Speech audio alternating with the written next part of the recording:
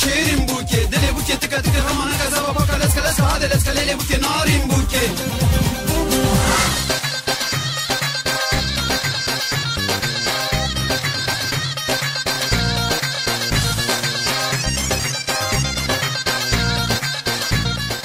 دی چارچوبه وشانا هیوی اف ام ده بخچک رنگین جی کوشو برنامه‌یان تن پیشکش کرن و از امل علی جی آلیه خو و برنامه بیرانین گستیله پیشکش دیکم.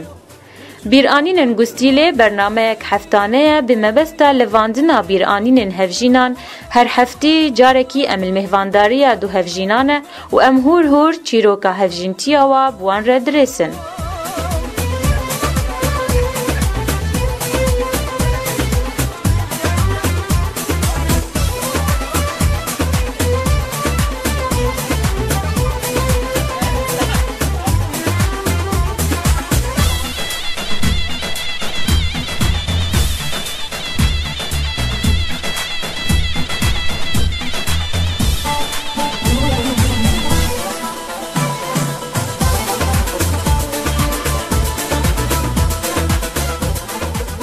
مبستا هیوی اف ام جی برنامه بویرنگی اوه کو بشکرینه کنو لسر لیون هر دو هفجینان بچینن و هیوین وان بجیانه که خوشتر خورتر بکه.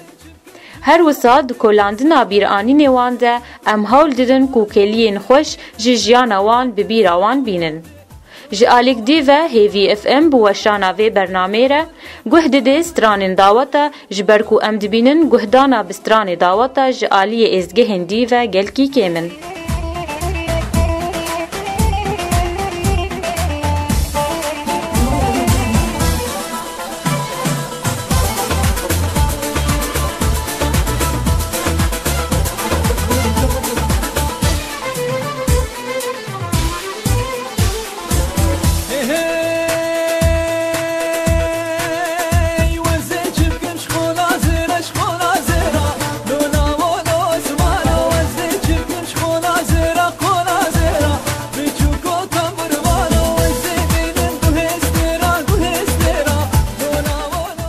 گهدارن هیوی اف ام دما خوش بی.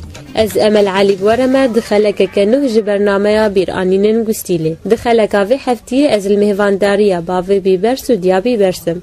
دست بگی ام خیرات نوت کن ده برنامه ما بیرانین گستیله.